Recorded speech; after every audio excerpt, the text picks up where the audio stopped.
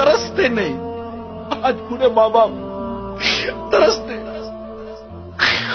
شادیاں کروا دیتے کہ اولاد الگ ہو جائے, مگر یہ شادی کے بعد بیوی بچوں کی محبت میں اتنی گم ہو جاتی ہے کہ اس کو ماں باپ کی قدر و منزلت نہیں رہتی, ماں باپ کا ادب و احترام باقی نہیں رہتی, ان کی خوشیاں باقی نہیں رہتی. کبھی کوئی چیز ماں باپ کے لیے لے بھی نہیں جاتے کہ ابا یہ آپ کے لیے لایا ہوں, خوش ہو جاؤ. باپ کو جو چیز پسند تھی کبھی بھول کر تو صبح یا دوپہر یا رات میں لے جاؤ.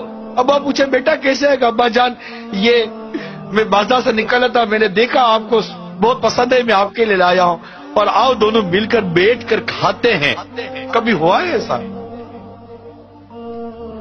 باپ جب نکلتا تھا تو آپ کی پسند کا پھل لاتا تھا کہ میرے بیٹے کو آم پسند ہے, نہیں میرے بیٹے کو کیلا پسند نہیں, میرے بیٹے کو سیب پسند ہے.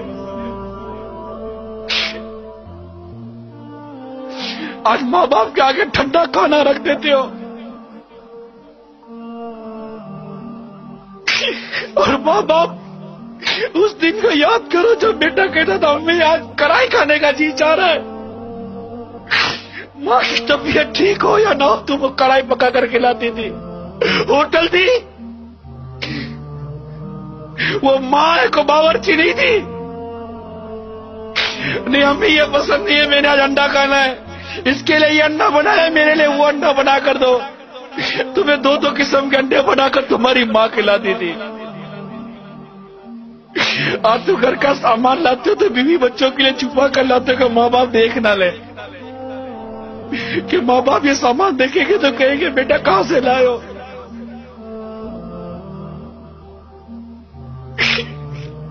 ارے ایسا سلوک تو مت کرو ماں باپ کے ساتھ, تمہارے ماں باپ ہیں,